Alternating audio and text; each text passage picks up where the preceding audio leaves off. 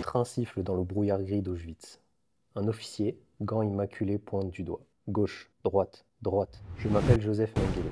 Je choisis qui vit, qui meurt et qui servira la science. Voici comment un simple étudiant en médecine est devenu l'ange de la mort. Contexte historique, l'usine de la mort cherche un médecin star. En 1983, le Troisième Reich chancelle à l'Est. À 32 ans, docteur en anthropologie et en médecine, Joseph Mengele quitte le front pour Auschwitz-Birkenau. Le camp est une ville, 40 km², voie ferrée, usine IG Farben. La sélection quotidienne décime, mais la SS rêve encore de prouver scientifiquement sa théorie raciale. Pour ça, il faut un esprit brillant, discipliné et fanatique. Mengele coche toutes les cases.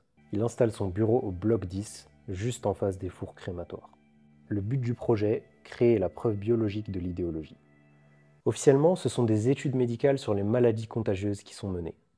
Officieusement, Joseph Mengele veut plutôt démontrer que la race aryenne est biologiquement supérieure et multiplier sa natalité. Et pour y parvenir, 3 axes. Le premier, l'hérédité, comprendre pourquoi des traits comme la couleur des yeux ou la gémellité apparaissent et comment les reproduire.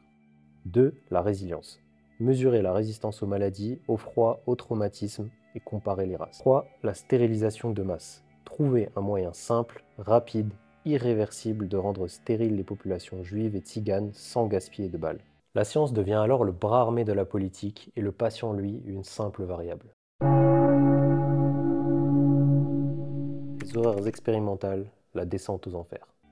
Les jumeaux, le laboratoire humain idéal. Dès son arrivée, Mengele hurle sur les quais. Zwillinge, jumeaux? Les parents lèvent alors la main, croyant sauver leurs enfants. Ils seront mieux logés, mieux nourris. Ils valent plus vivants que morts. Environ 1500 jumeaux, majoritairement des enfants, subissent alors des cartographies morphologiques, 180 mesures sur chaque corps, photographie frontale, profil, iris colorisé. Des transfusions croisées, on relie alors les vaisseaux sanguins pour mixer les sangs, bien évidemment suivies de crises d'hémolyse foudroyantes, et des injections de différentes bactéries. L'un reçoit le pathogène, l'autre non. Autopsie comparative, seuls 200 survivent. Les carnets notent, expérience terminée, matériel non réutilisable.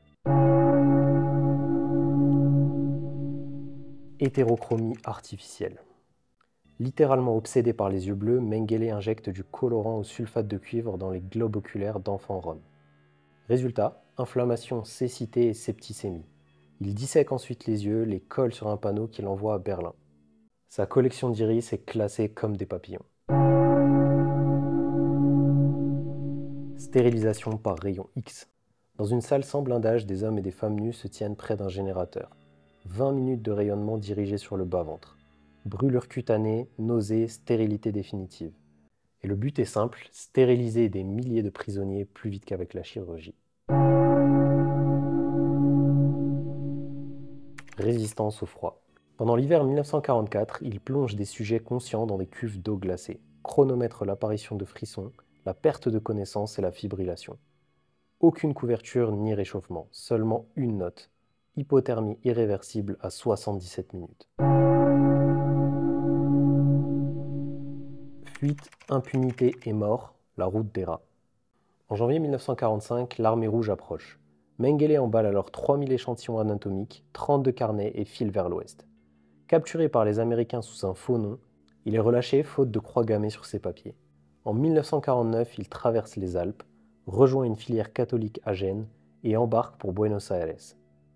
Et en Argentine, il vit alors comme industriel sous le nom de José Mengele. Il obtient son passeport paraguayen, divorce puis se remarie. Le Mossad le piste mais privilégie Eichmann. Dans les années 1960, la RFA émet un mandat mais c'est trop tard. Mengele s'est réfugié au Brésil chez un couple de sympathisants nazis. Et le 7 février 1979, à la suite d'une baignade, il fait une crise cardiaque et finit mort par noyade. Enterré sous une fausse identité, il est identifié en 1985 grâce à un test ADN. Jamais jugé, jamais interrogé, une mort banale pour des crimes hors normes. Débat éthique, la science peut-elle naître du sang? Après la guerre, les Alliés récupèrent des caisses de données nazies. Hypothermie, haute pression, gangrène gazeuse. Certains chercheurs les consultent en secret, arguant « Des vies ont été perdues, tirons-en au moins à savoir ». Les comités d'éthique, eux, ripostent. Consentement zéro égale validité zéro. Exploiter ces chiffres légitime la torture scientifique. La méthodologie est viciée. pas de protocole contrôlé et pas d'appareillage fiable. En 1990, l'université Harvard bannit toute citation directe des données de Mengele. Pourtant, des manuels de tératologie mentionnent encore ces descriptions d'anatomie rares. L'ombre persiste. Où poser la ligne? Quand la quête de savoir devient-elle un crime? Et ça amène 3 questions que j'ai envie de vous poser. Détruire les carnets de Mengele effacerait-il l'horreur ou priverait-il simplement l'histoire d'une preuve? La médecine moderne peut-elle garantir qu'une découverte ne séduira jamais un idéologue? Et si comprendre vaut plus que tout, que vaut la dignité humaine? Réfléchis à ça et écris-moi ta position dans les commentaires, je lirai chacun d'eux. En attendant, je te remercie d'avoir regardé cette vidéo. Si elle t'a intéressé, n'hésite pas à mettre un like et à la partager. Quant à moi, je te dis à la semaine prochaine. Au prochain épisode, on se retrouvera à New York dans les années 1960, dans un institut pour enfants handicapés plus précisément. On inocule volontairement l'hépatite pour observer son évolution naturelle. Comment l'Amérique post-Nuremberg a-t-elle pu justifier une telle expérimentation?